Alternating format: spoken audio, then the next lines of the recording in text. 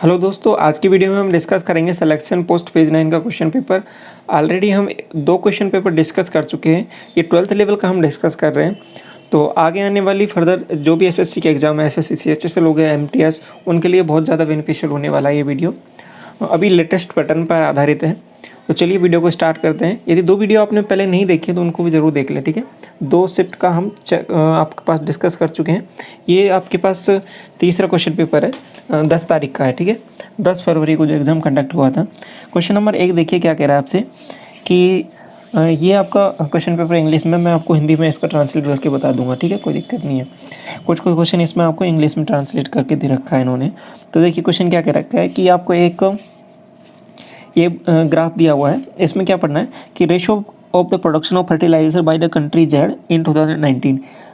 2019 में जेड का उत्पादन देखना है, जेड ने कितना अपना प्रोड्यूस किया था, and production of the fertilisers of by the country x in 2017 and country y in 2020। तो पहले सबसे पहले क्या देखिए, जेड का देख लीजिए। 2019 में मैं जेड का देखूंगा 380 आ जाएगा मेरे पास यहाँ पे। अब इसके बाद में मैं क्या करना है कि 2017 में जाना है। 2017 में आ गया।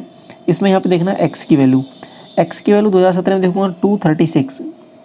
इसके बाद में वाई की वैल्यू देखनी है मेरे को 2020 में। वाई की वैल्यू 2020 में देखूँगा तो 334, ठीक है। इन दोनों को ऐड कर देना है यहाँ पे। तो ये वैल्यू हो जाएगी आपके पास 10, 6 और ये 7, और ये आपके पास हो जाएगी 5। इसको काट लेते हैं। 0 से 0 चला जाएगा, 19 से 2 बार कट जाएगा, 19 से 3 बार कट जाएगा, तो 2:3 आ जाएगा। यही आपसे क्वेश्चन में पूछा था कि रेशो क्या होगा इन दोनों का। तो आसान सा सवाल था। आगे देखिए क्वेश्चन नंबर 2 देखिए। क्वेश्चन 2 क्या कह रहा है कि 14 आदमी किसी काम को 10 दिन में कंप्लीट कर सकते हैं। यदि 7 man are employed then how many days will complete the same work. मतलब 14 आदमी हैं, वो कर सकते हैं किसी काम को 10 दिन में। तो यदि 7 आदमी मैंने लगाए हैं तो कितने दिन में काम करेंगे, ठीक है।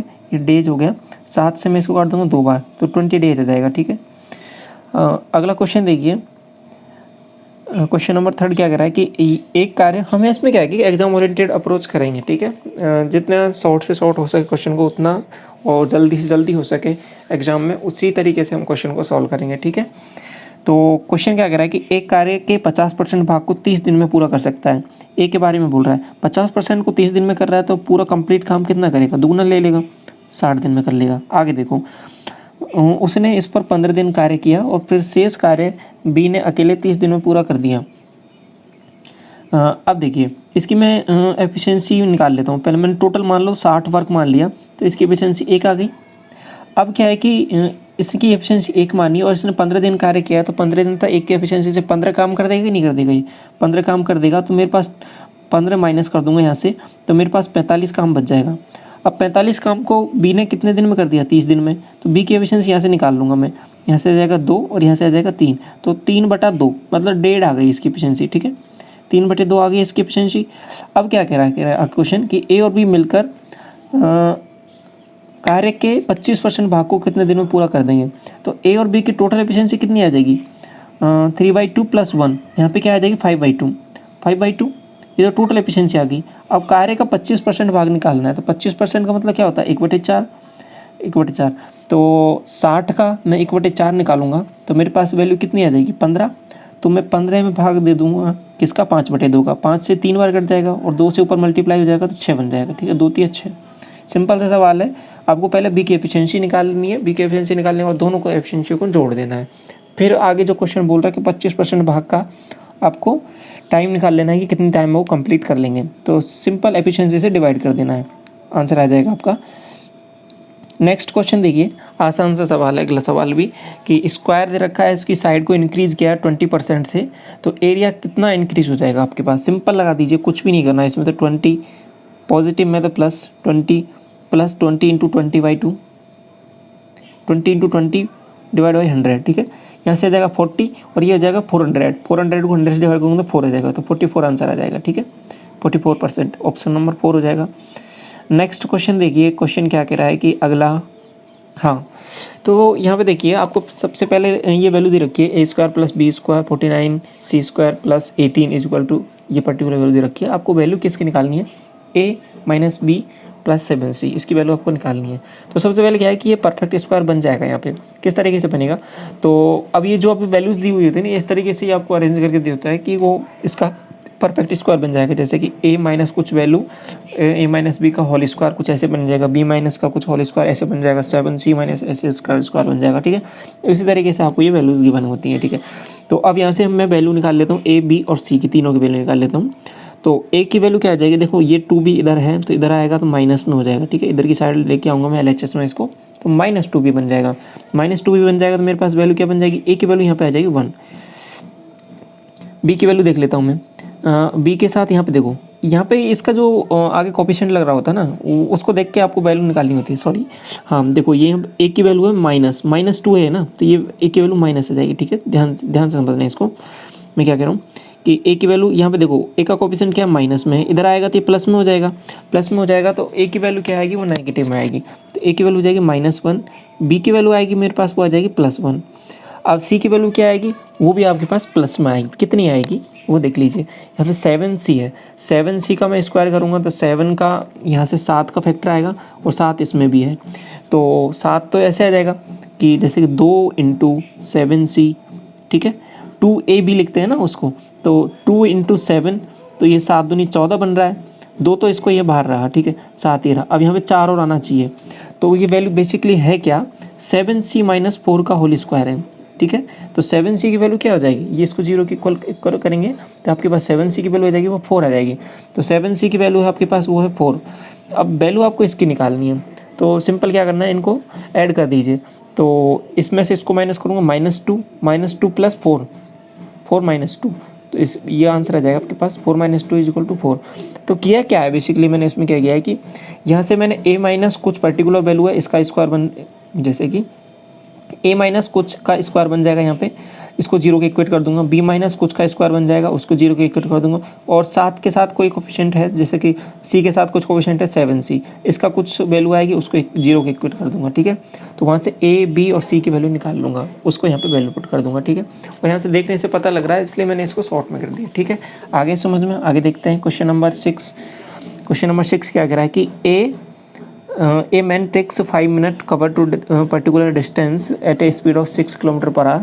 If he walks at a speed of 10 km/h, how much time it will take to cover the double distance? तो सबसे पहले क्या कीजिए कि सबसे पहले आपको जो स्टार्टिंग में 5 मिनट में ये 5 मिनट तक चलता है और 6 की स्पीड से चलता है, तो कितना डिस्टेंस ये कवर कर लेगा, तो 6 की स्पीड से चलता है। ठीक है, 5, इसको मैंने डिवाइड कर दिया किससे, ये 5 मिनट है ना, तो इसको मैं 60 से डिवाइड कर दूंगा, तो मेरे पास ये वैल्यू आ जाएगी किलोमीटर में। तो 6 से मैं इसको डिवाइड करूंगा तो ये 10 बार, तो 1/2, बेसिकली 1/2 आया है ना, ये मेरे पास किलोमीटर आया है। ठीक है, मतलब आधा किलोमीटर उसने डिस्टेंस तय की है।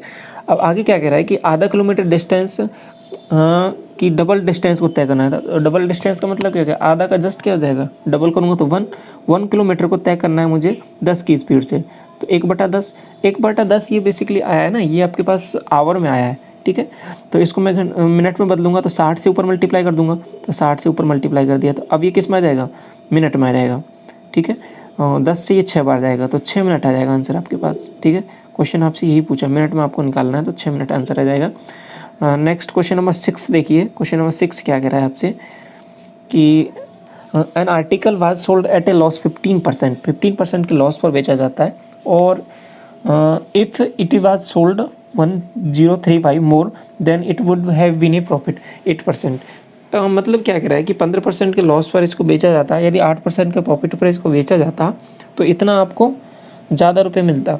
द ओरिजिनल सेलिंग प्राइस आपको निकालनी, सेलिंग प्राइस निकालना है। ठीक है, ध्यान से सुनना, इसको लास्ट में क्या पूछा इसने, सेलिंग प्राइस निकालना है, ना कि आपको कॉस्ट प्राइस निकालना है। तो सेलिंग प्राइस, अब देखिए यहाँ पे मैं मान लो कॉस्ट प्राइस मान लेता हूँ एक्स का 15% इधर कम किया है और 8% उधर बढ़ाया है, तो 15 और 8 23 हो गया, तो 23% एक्स का मैं 23% निकालूँ, मतलब इतना ज़्यादा परसेंट मोर होता है, तो ये कितना आ जाता है 1035 आ जाता है। ठीक है, ये निकाल लिया मैंने एक्स का। अब ये बटे 100 है। ठीक है, तो 23 से इसको मैंने काट लिया, तो 23 से कितनी बार कटेगा, देखो ये मल्टीप्लाई करके मैं देख लेता हूँ इसको। 23 पंजो 115 होता है ना, और 46 92। ठीक है, 92, 23 से 4 बार जाएगा 92, 92 का मतलब 11 बचेगा 15, ठीक है।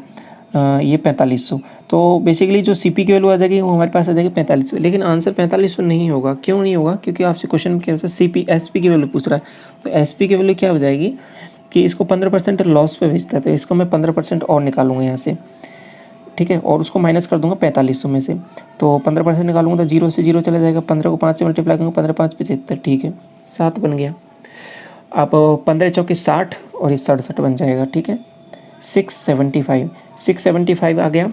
तो अब 4500 में से मैं 600 माइनस करूँगा, मेरे पास बचेगा 3900 में से 75 माइनस करूँगा, मेरे पास बन जाएगा 3875, ठीक है, 3825।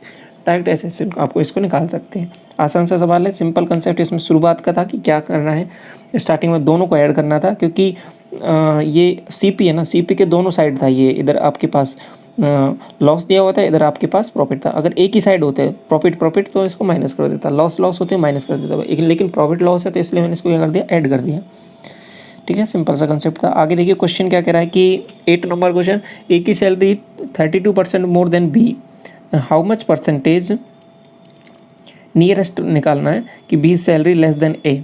ओके, तो सबसे पहले क्या करना है, 32% को आप थोड़ा सा और सिंप्लीफाई करो। चलो वैसे देख लो, कैसे भी कर सकते हैं इसको। ए बी, ए की सैलरी वो ज़्यादा है बी से, तो इसको मैं अगर 100 मान लेता हूँ तो ये आपके पास हो जाएगी 132, ठीक है। अभी क्या कह रहा है कि ए की सैलरी इससे ए ज़्यादा है, तो बी की सैलरी इससे कितना कम हो जाएगी, ये निकालना है आपको। तो इसको मैं थोड़ा सा काटा पीटू करूँ तो 4 से कट जाएगा कि ये, हाँ 4 से कट जाना चाहिए, 4 से कट जाएगा, ये 25 बार कट देगा, 25 चौके 100, और इसको मैं 4 से काटूंगा, 4 तिया 12 और 1 बच जाएगा, 4 तिया 12, ठीक है, सही कट रहा है ना, 4 तिया 12, 4 तिया 12, ओके। तो अभी क्या है कि अब ये इससे क्या है कि कुछ कम है, कितना कम है, आपके पास 5 7 8 8 5 13, ठीक है, 8 कम है, 8 कम है, 8 वैल्यू कम है, कितने 33, 8 बटे 33 की वैल्यू आपको निकालनी है बेसिकली। तो अब यहाँ पे पहुँचे हम, 8 बटे 33 की वैल्यू निकालनी है। अब इसको थोड़ा सा मैं आपके लिए थोड़ा सा सिंप्लीफाई करूँ इसको, तो 8 बटे इसकी वैल्यू आपको निकालनी है, ये आपके पास 100 हो जाएगा, ठीक है।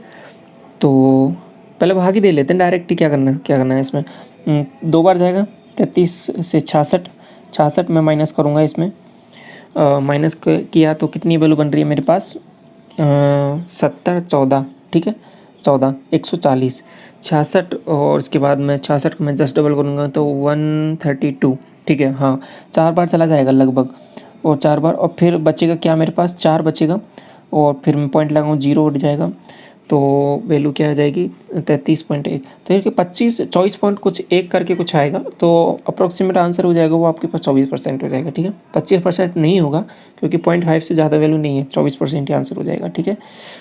तो ये था सवाल आपके पास। अगला सवाल है थोड़ा सा बड़ा सवाल है, मैं इसको थोड़ा सा छोटा कर देता हूँ आपके लिए, क्योंकि ऑप्शन आपको दिखेंगे नहीं यहाँ पे। हाँ अब आपको क्लियर होगा, ठीक है।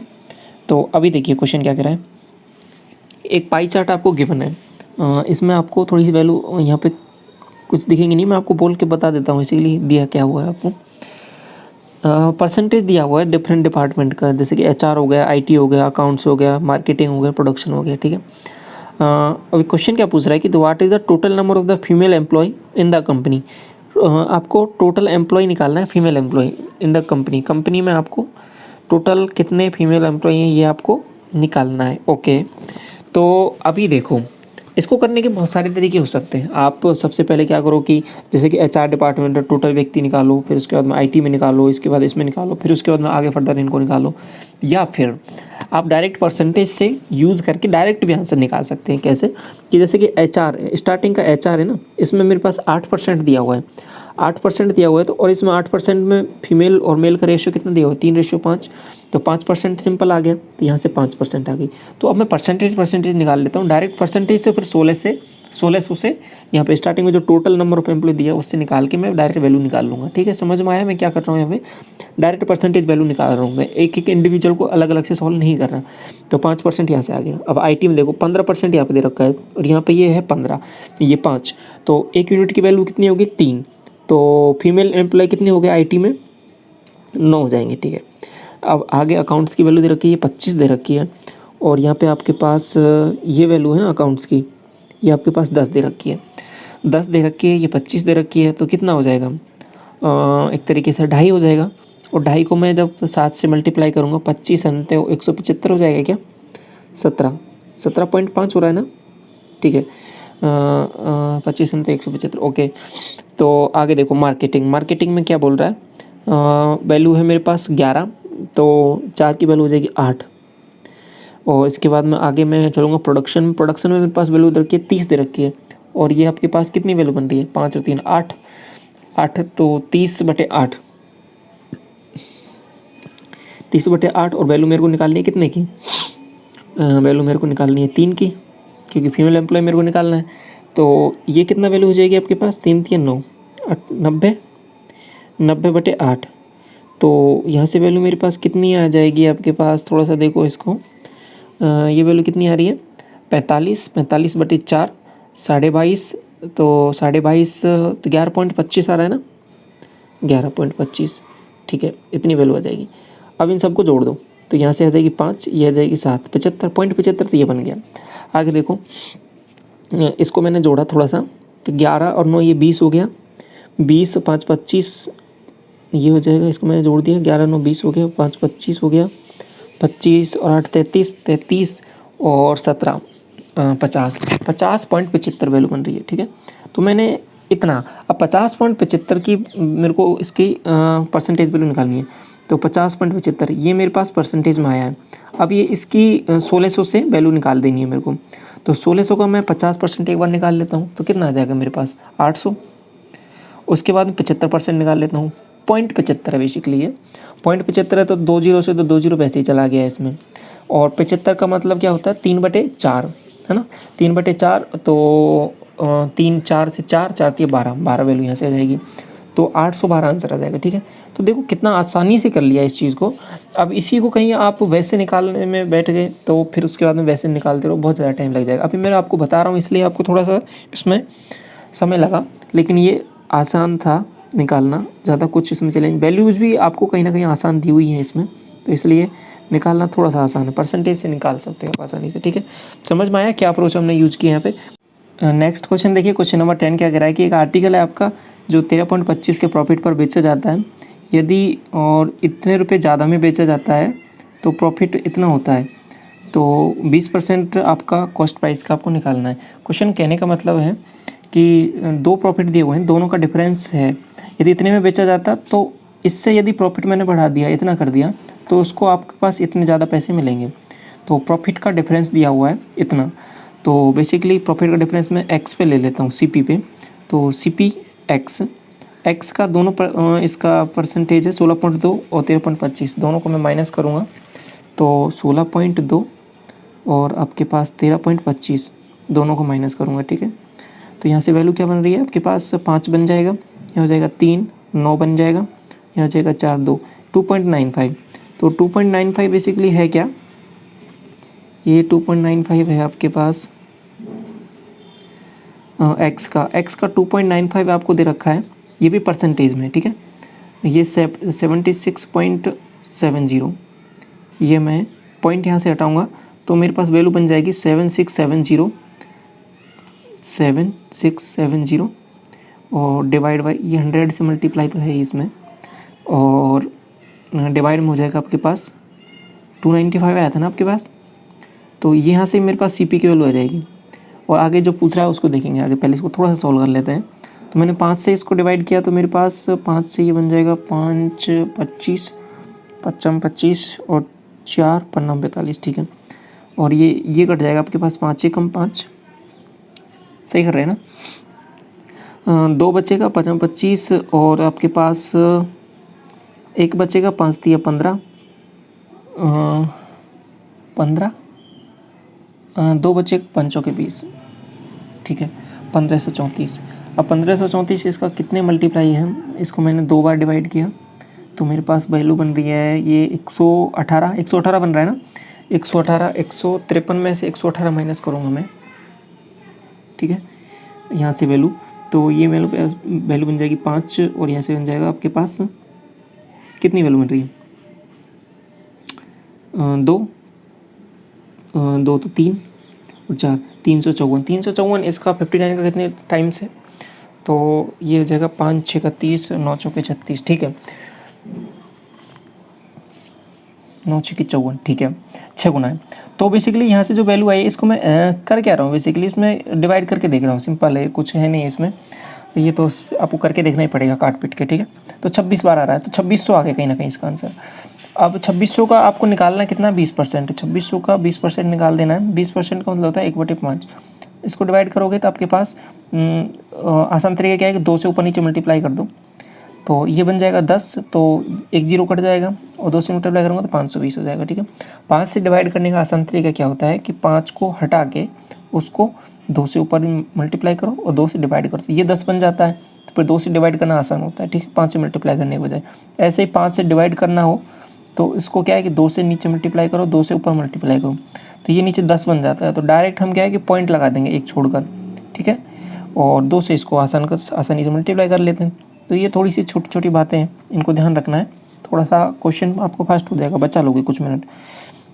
और नेक्स्ट क्वेश्चन देखिए, क्वेश्चन क्या कह रहा है कि एक नंबर है वो पहले 35% डिक्रीज़ किया है, फिर 25% इंक्रीज़ किया है, फिर 25% दोबारा इंक्रीज़ किया है, तो आपके पास नेट चेंज उसमें क्या आएगा वो आपको निकालना है। तो सबसे पहले मैं क्या करता हूँ कि ये जो दो वैल्यू दे रखी है 25% और 15%, इन दोनों का टोटल इंक्रीमेंट निकाल लेता हूँ, जैसे कि 25% और 15% को लेके, तो 25 + 15 ये दोनों इंक्रीमेंट है, और 25 × 15 डिवाइड बाई 100, ठीक है। फिर उसके बाद मैं 35% से आगे मैं वैल्यूज़ निकाल लूँगा, तो ये मेरे पास 40 आ गया, और यहाँ से 25 से 4 बार कट जाएगा, 4 से इसको 15 से डिवाइड करूँगा तो 7.5, और 7.5 को मैं फर्दर डिवाइड करूँगा 3.75, तो 43.75, ठीक है 43.75, ये मेरे पास इंक्रीमेंट है, और डिक्रीमेंट कितना है 35%। इससे नेट क्या आएगा 43.75, और डिक्रीमेंट कितना है 35 माइनस 43.75, और इसके बाद में आके 35% से मल्टीप्लाई करना है, 100 करना है, ठीक है।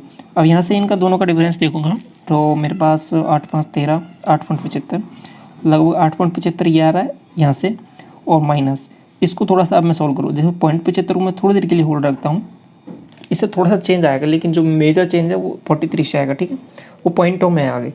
तो यहाँ पे जो ऑप्शन है बहुत दूर दूर है, तो हम इतना अप्रोक्सीमेशन ले सकते हैं इसमें।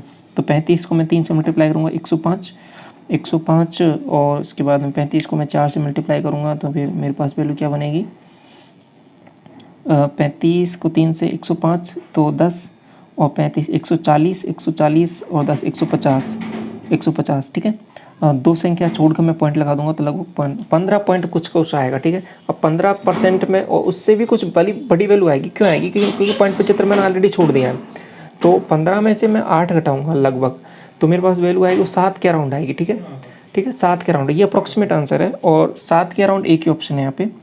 और अब ये तो पता चल गया कि डिक्रीमेंट क्यों होगा, क्योंकि ये वैल्यू आपके पास है पॉजिटिव में, ये नेगेटिव है, नेगेटिव वैल्यू बड़ी है तो डिक्रीमेंट होगा। कितना डिक्रीमेंट होगा 7% का, ठीक है, तो ये आंसर हो जाएगा आपके पास 7% डिक्रीज। नेक्स्ट क्वेश्चन देखिए, क्वेश्चन नंबर आपके पास 12, क्वेश्चन नंबर 12 क्या कह रहा है कि आपके पास सिमिलरिटी से क्वेश्चन है, रिपीटेड क्वेश्चन है, हर बार रिपीट होता है। तो एरिया का दिया हुआ है, तो मैं साइड का रेशियो निकाल लेता हूँ 5 और 12। अब आगे देखिए, इधर क्या करना है कि पी आर की वैल्यू निकालनी है, तो यहाँ पे देखिए पी आर कहाँ पर है, पी आर के बिल्कुल सिमिलर टाइप के जो साइड होगी वो कौन सी हो जाएगी यहाँ पे ए सी, तो ए सी की वैल्यू यहाँ पे कितनी दी हुई है 9, ठीक है, 5 की वैल्यू 9 है, तो 9 जो वैल्यू है वो 5 की है, हमें निकालनी है 12 की वैल्यू, तो 12 9 में 108 हो जाएगा, ठीक है, डिवाइड बाई 5। तो अब मैंने 5 से डिवाइड करने का अभी रूल बताया था कि 2 से ऊपर मल्टीप्लाई करो, 2 से नीचे मल्टीप्लाई करो, तो ऊपर कितना हो गया 216, और 10 से डिवाइड करूँगा तो मेरे पास क्या बन जाएगा 21.6, तो ऑप्शन नंबर 1 हो जाएगा, ठीक है। तो ये जो 5 का मैंने अभी रूल बताया ये बहुत ज़्यादा बेनिफिशियल है और बार बार यूज होगा, तो इससे थोड़ा सा आप समय बचा लोगे, ठीक है। तो आगे देखिए, क्वेश्चन नंबर 13 क्या कह रहा है कि एक मर्चेंट है वो सेल प्राइस फिक्स करता है 30% अबव द कॉस्ट प्राइस, ठीक है, मार्कअप करता है 31% का, और फिर सेल को बेचता है 31% less than the fix price से, then the what is the profit percentage. Okay, तो 31% पहले उसने इंक्रीमेंट किया, फिर उसके बाद में क्या किया कि 13% उसने डिक्रीमेंट किया, और फिर आगे कर देंगे 31 × 13 डिवाइड बाई 100, ठीक है। तो अब यहाँ से मैं क्या करूँगा कि उसका प्रॉफिट परसेंट हमको निकालना है। तो इन दोनों का डिफरेंस किया तो वैल्यू कितनी बन जाएगी, आपके पास इसमें से माइनस करूँगा, मेरे पास वैल्यू बनेगी 8, यहाँ हो जाएगा 2, 18, 18 तो इतना बन गया। अब इसको थोड़ा सा और आगे सॉल्व करूँ मैं, तो 13 से एक बार और 13 × 39 और एक 40, ठीक है। ये अब 40.3 तो 4.03 बन जाएगा बेसिकली। तो इसको मैं जब निकालूंगा आगे फर्दर 13.97 ये वैल्यू आ जाएगी, ठीक है। 4 माइनस करूँगा 14.03 और माइनस करूँगा तो 13.97 करके वैल्यू हो जाएगी परसेंटेज में। तो ये उसका क्या हो जाएगा, प्रॉफिट क्या हो जाएगा। सिंपल सा तरीके किया, पहले मार्कअप किया फिर उसके बाद डिस्काउंट दे दिया, तो नेट हम निकाल सकते हैं इसको। आसान सा सवाल है, कुछ ज़्यादा है नहीं इसमें। 13 नंबर क्वेश्चन हो गया हमसे। आगे देखिए क्वेश्चन नंबर 14 देख लेते हैं एक बार क्या कह रहा है कि आपको एक टेबल दी हुई है, टेबल में कुछ वैल्यूज़ दी हुई है, यहाँ से वैल्यूज़ निकालनी है आपको। कि क्या कह रहा है कि data related to the AC first class, AC first class का इससे डाटा रिलेटेड है। पाई चार्ट में इसको शो करना है, okay. Then the center angle of the sector presenting the AC of the first class Friday. अगर क्या कह रहा है कि ये टोटल है ना, ये टोटल इसको अब देखो वैकेंट सीट का अभी बेसिकली है ना, ये जो डाटा दिया हुआ है ये आपके पास है कि रिजर्व सीट का। अभी वैकेंट सीट क्या है, तो टोटल सीट इसमें है आपके पास 150। तो अब पहले में देख लेते हैं मंडे को कितनी वैकेंट हो जाएंगी, 5। आगे फिर मंडे के बाद में ट्यूसडे को वैकेंट कितनी हो जाएंगी, 30 सीट। आगे फिर ट्यूसडे के बाद वेडनेसडे को वैकेंट सीट हो जाएंगी आपके पास 20। आगे हो जाएंगी 25, फिर दोबारा आगे फर्दर देखूंगा मैं 20। तो ये सभी सीटें हैं वो वैकेंट है। टोटल इन सबको ऐड कर लो, ये इसको शो कर देना है हमको एक पाई चार्ट में, ठीक है इसमें। तो अभी जो फ्राइडे का जो एंगल है वो फ्राइडे को मान लो मैंने इससे शो किया, ये 20 है, तो ये वाला एंगल इसके द्वारा कितना इस पर बनाएगा ये हमको निकालना है इसमें। आगे समझ में क्या क्वेश्चन कहना चाह रहा था कि जो वैकेंट सीट का, तो पहले तो ये समझना था कि क्या दिया हुआ है आपको, रिजर्व्ड सीटों का दिया हुआ है और उसके बाद टोटल वैकेंट सीट आपको निकालनी है। वैकेंट सीट मैंने निकाल ली, इनको सबको ऐड किया मैंने, यहाँ कितनी वैल्यू बन रही है 0। तो 1 4 2 6 2 8 2 10 ये बन रहा है 100 बन रहा है ना। तो अभी उसके बाद में हमें वैल्यू किसकी निकालनी है, जो ये 100 वैल्यू है ना, ये आपके पास कहीं ना कहीं 360 की है, क्या मैं सही बोल रहा हूँ, हाँ। तो ये 360 की, अभी हमें जो वैल्यू निकालनी है वो निकालनी है आपके पास फ्राइडे की वैल्यू कितनी है 20 की वैल्यू निकालनी है। 0 से तो 2 0 चली जाएंगी, तो 36 को 2 से मल्टीप्लाई करूँगा तो बेहतर आ जाएगा, ठीक है। समझ में आ गया क्वेश्चन। नेक्स्ट देख लेते हैं एक बार क्वेश्चन क्या कह रहा है नेक्स्ट वाला, कि आपको वैल्यू दे रखी है, इसको 72 से डिविजिबिलिटी का सिंपल रूल क्या है कि 8 और 9 से हमको चेक करना है। 8 से 9 से 8 से चेक करना है तो लास्ट की 3 डिजिट चेक करेंगे 6 1 और y। 8 से मैं डिवाइड करके देखूंगा, 8 7 56, ठीक है। कितनी बार जा रहा है, 56 बार जा रहा है ना। 56 तो कितना बचेगा 5, तो y की वैल्यू अपने आप 6 आ जाएगी। तो y की वैल्यू मेरे पास आ गई 6, ये y तो फिक्स हो गया। अब आगे देखो, अब 6 से अब फिर आगे की वैल्यू मैं निकाल लेता हूँ। तो 6 1 7 7 6 13 13 और 5 18, 18 को मैंने हटा दिया, ठीक है। तो 4 3 7 7 5 12 12 और 8 20 20 में 7 जोड़ूंगा, 20 और 7 27, ठीक है। तो x की वैल्यू कितनी आ गई 7, x की वैल्यू 7 आ गई। 7 को मल्टीप्लाई करूँगा 2 से, 7 2 14 में से माइनस करूँगा 6, तो मेरे पास वैल्यू कितनी हो जाएगी 8, ठीक है। 8 की 9 की डिविजिबिलिटी लगाइए, कुछ है नहीं इसमें। तो क्वेश्चन नेक्स्ट देखिए 16 नंबर क्वेश्चन क्या कह रहा है कि एक लाइब्रेरी है, उसमें एवरेज में 538 विजिटर आते हैं, संडे को उसमें आते हैं 237। हाँ अच्छा क्वेश्चन देखिए, इसको थोड़ा समझिए कि एक average 538 visitor on Sunday and 237 on other day, ठीक है। तो average number of visitor per day of 31 days beginning with A Monday, okay.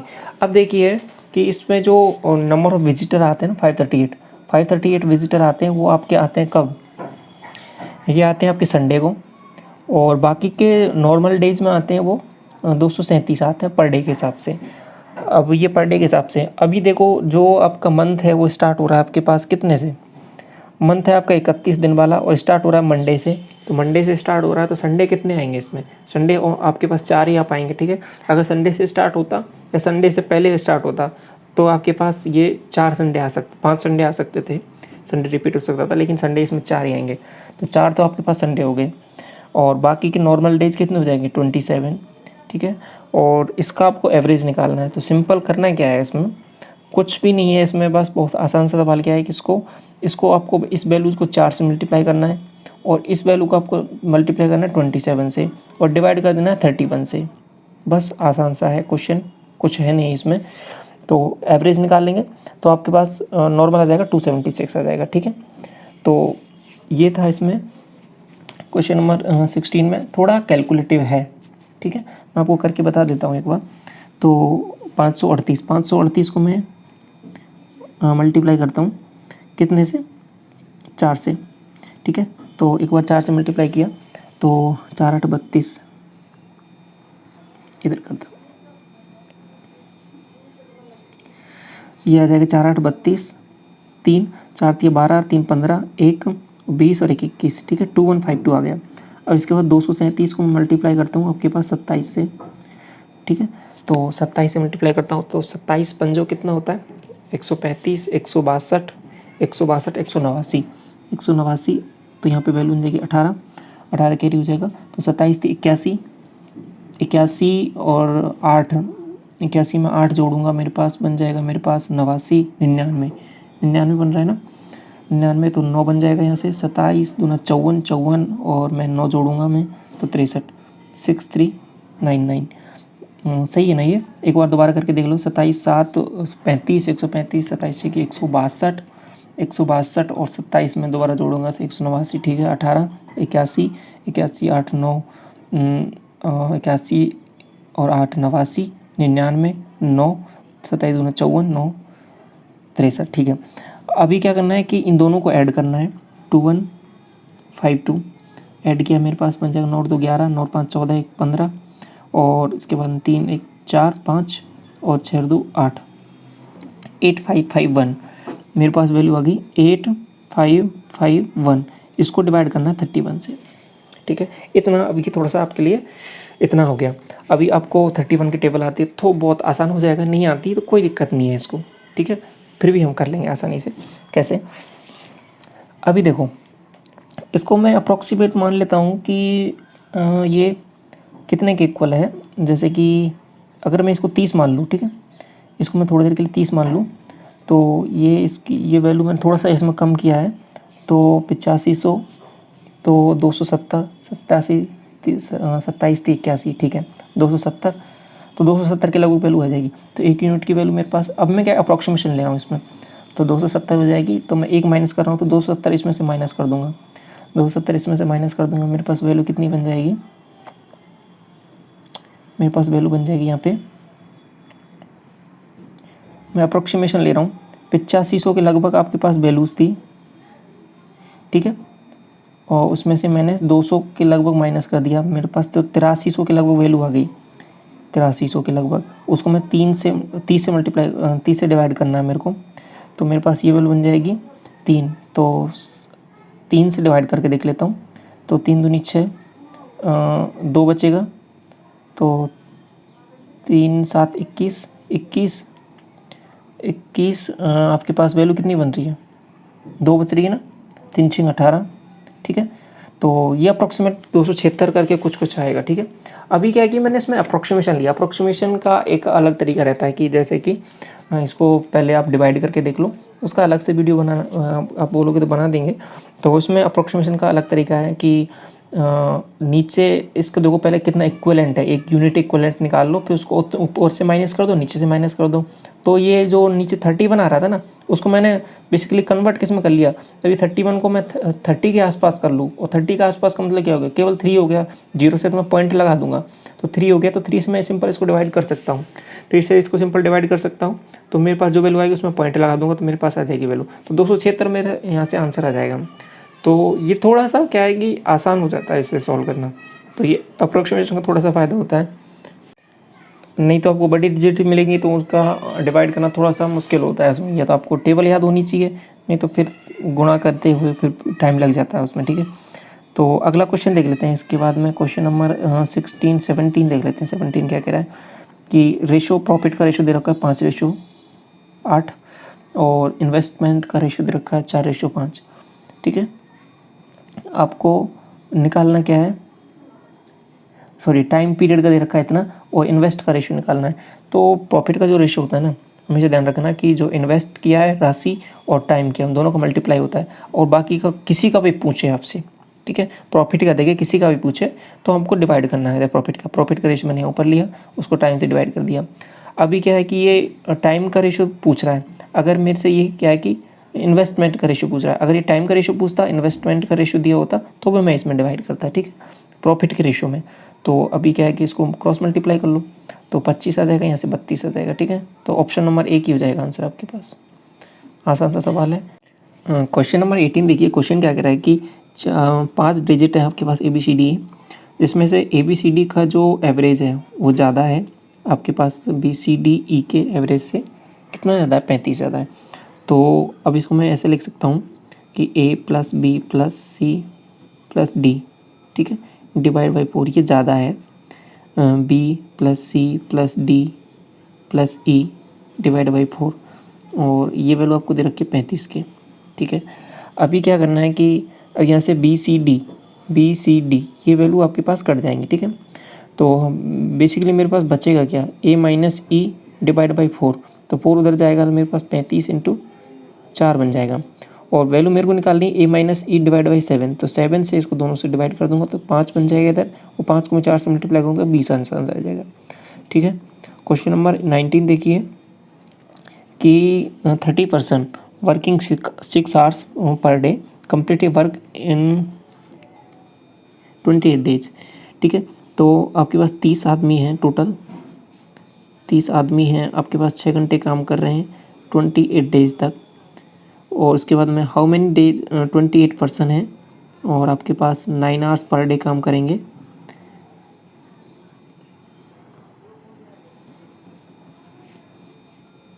Half time में इसको कंप्लीट करना है, ठीक है। क्या कह रहा है, half time of the present work, तो इसका क्या करना है, मेरे को हाफ निकाल लेना है। 30% can complete into how many days 28% will take complete another work which is the half times of the present. Okay, तो मतलब कहना क्या चाह रहा है क्वेश्चन कि यदि ये मेरा डबल मतलब ये वर्क है ना, इसका मेरे को जस्ट हाफ ही काम करना है, तो ये इस वर्क को मैं यदि 2 टाइम्स ले लेता हूँ तो ये मेरे को कहीं ना कहीं 1 टाइम्स निकालना है। सिंपल सा कहना ये चाह रहा था क्वेश्चन में, तो ज़्यादा कुछ था नहीं इसमें, बस थोड़ा सा ये ट्रिकी था। तो 9 से मैं अब इसको आगे थोड़ा सा मैं काटा पीटी करता हूँ तो कितना कट जाएगा, देखो ये 28 है तो 28 ऐसे कैसे चला जाएगा। तो अब इसके बाद में 2 से इसको मैं काटा 15 बार, ठीक है, 15 × 6 = 90, 90 से 9 से कट जाएगा 10 बार, ठीक है। तो ये मेरे पास आ जाएगा यहाँ पे डेज काउंट हो जाएंगे मेरे पास कि 10 डेज में ही आपके पास काम हो जाएगा कंप्लीट। आगे देखिए क्वेश्चन क्या क्या, देखिए क्वेश्चन दिया हुआ है आपको, एक डिजिट दी हुई है, उसको डिविजिबिलिटी चेक करनी है 8 से और 9 से, तो ये वैल्यू निकालनी है। वही 72 की डिविजिबिलिटी बोल दे या फिर 8 9 से अलग अलग इसने बोल दिया तो वैसे भी निकाल लेंगे। तो 8 से हम लास्ट के 3 डिजिट चेक करेंगे 5 7 B, तो 8 से मेरे 8 7 56, एक बचा, तो B की वैल्यू 6 होनी चाहिए, ठीक है, B की वैल्यू 6 हो गई फिक्स।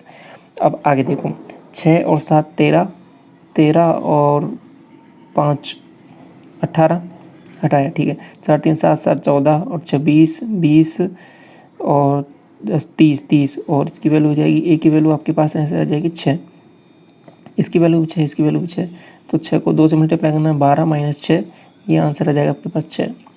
ये आपसे पूछा है क्वेश्चन, ऑप्शन नंबर 3 हो जाएगा।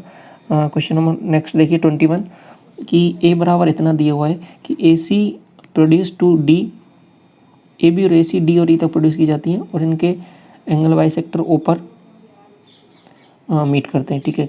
वही सिंपल सेम रिपीटेड क्वेश्चन आपका ABC, इसको मैंने आगे प्रोड्यूस कर दिया, इसको आगे प्रोड्यूस कर दिया, इनके एंगल बाइसेक्टर यहाँ पे मीट कर रहे हैं, ठीक है। ये वाला एंगल कितना होता है 90 - A/2 होता है। अगर अंदर की तरफ होते ये मीट तो आपके पास कितना हो जाता है 90 + A/2 हो जाता है, ये बाहर की तरफ है तो 90 - A/2, तो 90 - A/2, A/2 की वैल्यू कितनी हो जाएगी 48 है तो 24, 90 - 24 आपके पास वैल्यू डायरेक्ट बन जाएगी 66, ठीक है।